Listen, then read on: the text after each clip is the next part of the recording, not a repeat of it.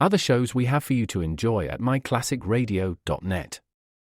The Avengers was most certainly not a household name in South Africa prior to the radio series. With no national television service until 1976, the mechanism simply was not present in the country to show television programs to mass audiences. While many other countries reveled in the filmed adventures of John Steed and company, South Africa was not equipped to join in the fun. The series took Britain by storm and made a major impression in the American markets, being that greatest of rarities, a British series given a network transmission slot. However, as a filmed series, rather than a videotaped one, The Avengers was able to gain a modicum of exposure in South Africa through film rentals. Come and listen at myclassicradio.net.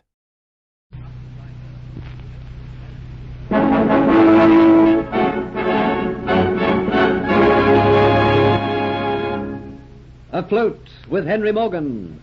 Afloat with Henry Morgan, written for radio by Warren Barry and a George Edwards production.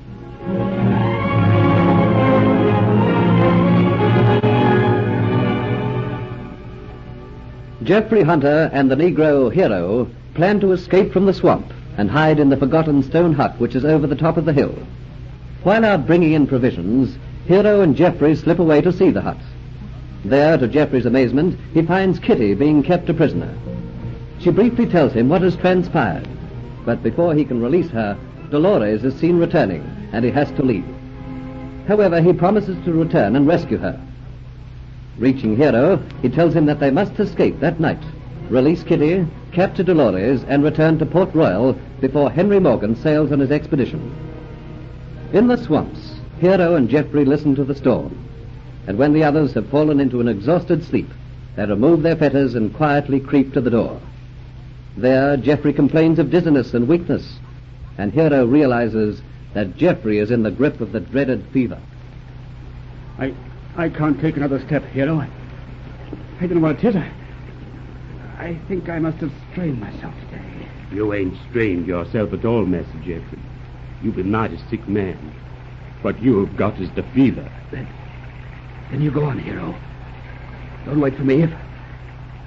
If I have the fever, I'm as good as dead. I ain't going without you, Master Geoffrey. Do you know what they do to you if they find you with your fetters gone? They flog you nigh to death, and then they throw you to the alligators alive. I'm not leaving you to that fate. No, sir. You'll have to put your best foot forward. I ain't forgetting you saved my life. You must come with me. No, you go, Hero. Go before your talking wakes the others, and they give the alarm. Glory be. It goes and falls like that at my feet. You be mighty big and heavy man, but Hero, he's strong. Your legs won't carry you, so my legs will carry the both, eh? No sakes, if he ain't hot. Now, good Lord, please send us a flash of lightning. That's right. Thank you, Lord. You showed me the way to run.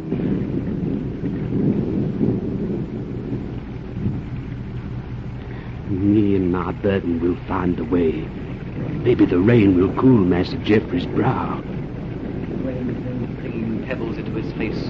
The ground is wet and slushy, cold around his ankles. His great muscles strain beneath the velvet blackness of his skin with the added weight of the restless, burning, hot, unconscious form that he carries in his arms. Anxiously, Hero looks towards another stone hut, distinguishable in the darkness only by the lights which stream from its windows. A burst of laughter comes from there. Hero grins with satisfaction. The guards have shut themselves away with their cards and their rum. The storm deters any from venturing out to inquire into the condition of their charges. Waiting for another flash of lightning, Hero takes note of his surroundings and direction. Then the storm merges his black body and night into one. The track runs steeply up the hill. His feet wade through the miniature torrent which the rain has made. But the wetness has made his heart happy. It will wash away that telltale odor which the bloodhounds in the meadow will seek in vain. Except for the thunder, the rain on the leaves, the wind in the branches, there is stillness in the jungle. All shapes and forms are swallowed up in the inky blackness, to be occasionally revealed for an instant stark and white, fearsome, in heaven's moment light. Up the jungle path, Hero struggles. The added burden, together with a deeply buried superstitious fear of storms inherited from a race born deep in an African jungle, causes his foot to falter. A stumble is recovered from. But human limbs are tired. A heart is pounding beneath a black breast. Sweat is running down a black brow, trickling into large white eyes. Up and up the slushy path, his task becomes a labor. Arms and legs are growing numb with fatigue. A stagger comes to his gait, and Geoffrey murmurs restlessly in his arms. Oh, Lord, give me light, and show me soon my journey's end. As though in answer, the deadly white of lightning flashes from the sky, showing the hilltop near at hand. I thank you, Lord. Now Hero leaves the track and breaks through the undergrowth towards where he knows the hut must lie. His simple soul offering prayers that he may be near his journey's end. Then a thought returns from that part of his mind which slumbers. Remembers now. There's someone in that hut. Someone who's a friend of Master Geoffrey. But I can't take him there. No, sir. Didn't he say he had an enemy there, too? I'd better not risk it. I'd better find some other place. Bewildered by this change of plan, Hero blunders off in another direction, his eyes trying to pierce the gloom, looking for a place of safety to hide his friend who is in such need of aid, till at length limbs will go no further, and he sinks with his burden to the ground. Quietly he lies there while the wind dies away, and his ebbing strength slowly returns to his fatigued body, and Geoffrey beside him mumbles and mumbles in his delirium. The urgent need for safety and security echoes in his mind. My Lord, show me place to hide. And his eyes stare out into the blackness, and the rain eases into a fine misty drizzle. While he stares, something seems to merge from the blackness and take shape. It is a tree, a giant, centuries old, whose very limbs seem to droop with age. I thank you, Lord. With strength born of hope, Hero is on his feet, Geoffrey across his shoulders, and he seeks a footing on the thick gnarled trunk. Up he climbs, passing the lower limbs until he comes to a broad one hidden beneath a forest of leaves. And at sea, out in the bay at Port Royal, Morgan's ships swing gently in the quietening swell, and the lights of Port Royal flicker mistily through the thin, soft rain. Now the wind has gone. All that is heard is the faint slap of the swell and the murmuring creaking of ships cradled in the now benign sea, their lights bobbing like will-o'-the-wisps of an Irish bog.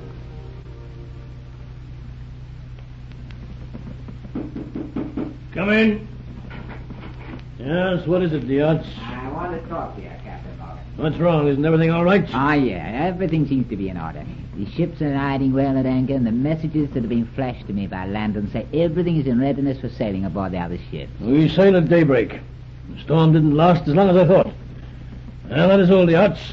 You'd better have an early night. There'll be plenty of work for you to do in the next few days. Yes, Captain. Well, what are you standing there for? Get about your business. There's just something, Captain, I wish to discuss. Well, what is it? Can't you see I'm busy working out details of the expedition? I'm away from Port Royal now. Time for idle chatter is over. My mind is occupied with serious business. Possibly you have forgotten, Captain, but late this evening before we left Port Royal, you told me about your certain sailing orders. Yes, I remember. You seemed reluctant to carry them out. Oh, it wasn't that I was reluctant. It was only that I was thinking of your welfare, Captain. The men who had been left on shore, they didn't know about the new sailing time. These men are still ashore. I told you they had to stay ashore. You're concerned with the ship now, Yeah, Diaz. but Captain, it was arranged that I should go back in a longboat and round them up. In all, there's quite a serious loss of men which you can ill afford. The seas are too heavy. Oh, no, but now the wind has died away. There's not even a sigh in the rigging. The sea, she's gentle like the love of a mother. And these men, they are in Port Royal.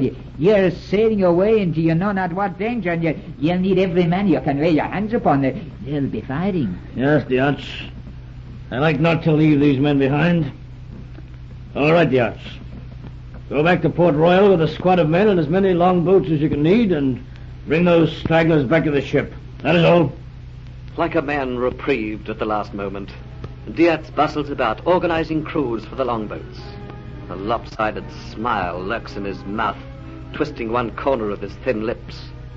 An article hangs heavy in his pocket, the Aztec necklet, his passport to Cuba and fortune, and the satisfaction of his base and evil designs. A poem of pride sings in his heart as he thinks of his cleverness at duping Henry Morgan. Excitement makes his heart pound. The vision of Kitty, when he held her helpless and frightened as before him, and a surge of domineering power rushes through him. Soon, so soon, she'll be completely at the mercy of his will, powerless against him, friendless in a strange land, with none to turn to for aid. But Kitty at this moment is strangely at peace, lost in dreams of her own. For the first time since the nightmare which happened in the Dolphin Tavern, her heart is smiling, for Geoffrey Hunter has been. He has forgiven her. He knows the falseness of the woman with whom she is forced to share this hut, and he is going to save her from a life which is worse than a death. Her confidence in her rescue is like the faith of a child. And as she listened to the storm which howled outside, she knew and believed that tonight Geoffrey would escape and carry her away. Soon, at any moment, he would come bursting in, release her from her bonds, and she would have his lips crushed in hers, feel the muscles beneath his thin shirt as her arms slid about him, know the joyous pain which would rise from her heart till it choked in her throat and blinded her eyes in a rose-pink haze, have the feeling of her limbs grow weak and distant while in his arms. Such is her faith in her dreams. Doubt has no place in her mind. I know you are not asleep. What is it you are thinking about? Surely my thoughts can be my own. Surely that much is left to me. You are different. I noticed that when I came back to the hut earlier today, and once or twice before darkness fell, I actually saw a faint suspicion of a smile. Why are you different? I told you my thoughts are my own. Did anything happen while I was away? Anything which could have brought about this change? Happen? And exactly what could have happened? Didn't you find me as you left me? No, that is right. Nothing good happens in this place. But while I was out walking in the jungle, I saw a gang of convicts working on the hilltop. But they could not have come here. If they had come and found you here, you would not be smiling. No, you are right. Nothing could happen here. And soon we will be away. And the darkness returns both women to their thoughts, and the rain drizzles down outside. Dolores dreams once more of the Aztec necklet, and Kitty returns to her exciting visions which are full with Geoffrey. While far away, high up in an old gnarled tree on a broad limb, screened so carefully from without by a thick curtain of leaves, a white man murmurs incoherently and tries to toss his hot, feverish body to and fro, but the tight vines tied by the watchful hero hold him firmly to the tree.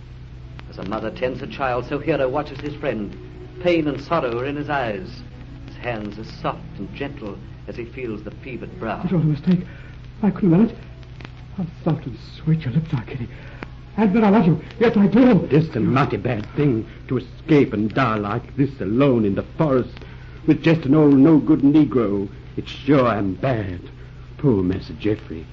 To die like this, it's sure I'm a mighty bad thing.